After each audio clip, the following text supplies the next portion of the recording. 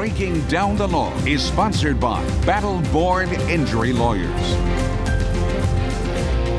Welcome to our weekly segment, Breaking Down the Law, where we talk about topics and how they pertain to the law. And this week we're going to focus on a recent lawsuit that was filed by health news organization, at least one, Kaiser Health News, against the Centers for Medicare and Medicaid Services, seeking audit information that the government compiled against several Medicare Advantage plans. So it's kind of confusing, and that's why we have Matthew Hoffman from Bdtl Injury Lawyers in here to really explain what this means. So talk about what these plans are and how this happened and what exactly happened. Okay, here. so a lot of people, when they get to be the age where they're eligible for Medicare, will start getting bombarded with materials to sign up for Medicare Advantage plans. Yeah. What they are, in a nutshell, is you get the benefit of a private health insurance plan like, let's say, Aetna, Blue Cross Blue Shield, but your premium is paid by you signing over your Medicare recipient rights. Okay. So Medicare essentially pays them a set amount every month, and then because they're getting that, they provide the services to you at a capitated rate, meaning that the providers get a certain amount every month. Okay. So it sounds good in theory. What happens is the higher risk score you have for the patient population, the higher the reimbursement rate from Medicare. So I think what they're seeking here is they want to see the documents because there was like a $650 million settlement from a bunch of private health insurance companies. And this was in 2011, 12, and 13, so pre-Obamacare, which is significant. And they want to see who paid what and why, because there's been whistleblower statutes or lawsuits that have been filed, and what they're alleging is these insurance companies are using IC9 billing codes. Like overbilling, basically? Yeah, miscoding, Okay. we'll say. They're miscoding. So you take an 84-year-old gentleman with no real health issues, then they're going to get, like, let's say $5,000 a month from Medicare for that guy as a premium.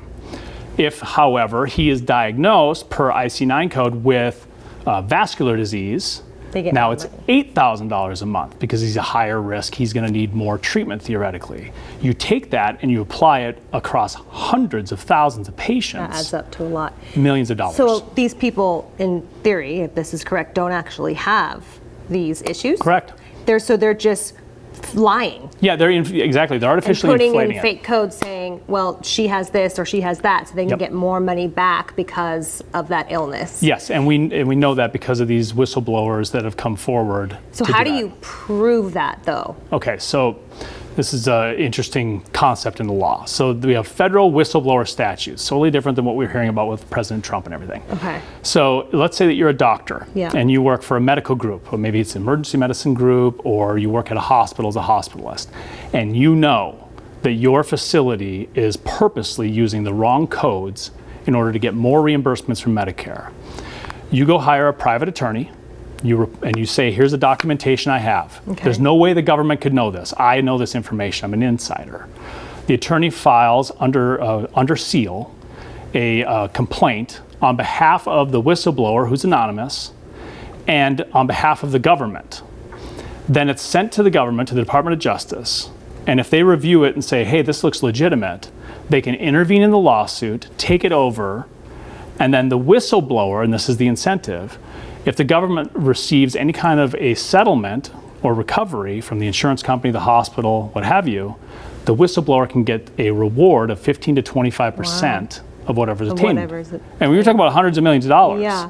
So is there a way to prove, though, that do they have to go back and investigate each individual patient to determine that they do not have that? So they do have that information on each person. It would require, again, through discovery and a litigation platform, they now have to dig in deep, and it can be an extensive process. Yeah, it does sound like it would be complicated. But we're the ones paying for all this. Yeah, so it's also something that needs to be investigated. Absolutely, it's our taxpayer money. And since the Affordable Care Act went in, this has only gotten bigger because now we have more government insurance being used by the private providers. Well, we know health insurance is a big issue. We know Yes. that it's a big topic with the next presidential election, and this is something that hopefully they can figure out. But yeah, I would say most of us who have insurance are not very happy with how things go down. No. All right, unfortunately, we're out of time. I think this is something we could delve into much It's going deeper. forever. So we'll be having him back next week to discuss another topic. And if you would like to know more about Matthew Hoffman, you can go to our website, news3lv.com. Thank you so much. We really appreciate it. All right, thanks for Okay, having see you me. next week.